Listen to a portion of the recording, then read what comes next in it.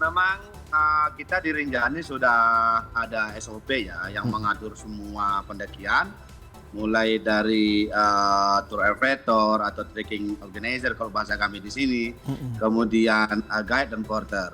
Nah, dalam hal SOP memang kami susun bersama dengan Taman Nasional tentunya melihat dari berbagai sisi, termasuk misalnya dengan sisi nilai jual pakai itu sendiri, kemudian lalu akan dihitung berapa pasnya kita menggunakan tenaga. Nah, untuk saat ini, untuk di SOP di Rinjani itu satu guide itu maksimal mendampingi 6 orang. Nah, tetapi dari dari pelajaran kita saat ini ternyata memang yang 6 orang satu guide mendampingi 6 orang ini menurut kami sudah tidak relevan lagi sehingga memang perlu dievaluasi dan ada revisi. Begitu, Mas. Apa alasan tidak relevan lagi dengan satu pemandu saja untuk bisa mengawasi 6 orang tersebut? Ya, untuk aman di gunung ini kan kita di gunung ya. Artinya di medan yang berat.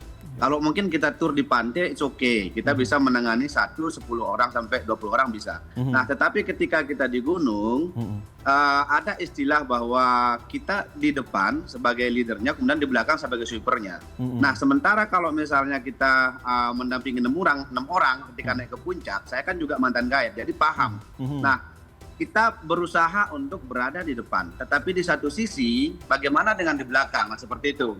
Nah, ini yang kemudian saya katakan bahwa ini tidak relevan lagi karena kita berangkat di jam 3 pagi di saat yang petang. Kemudian biasanya kriteria pendaki ini kan ada yang fisiknya memang kuat, kemudian ada juga fisiknya yang agak lemah. Nah, sehingga pasti ada yang tertinggal. Nah, kemudian yang akan jadi masalah itu adalah ketika yang tertinggal ini tidak ada yang menemani, maka ini yang berpotensi terjadinya kecelakaan.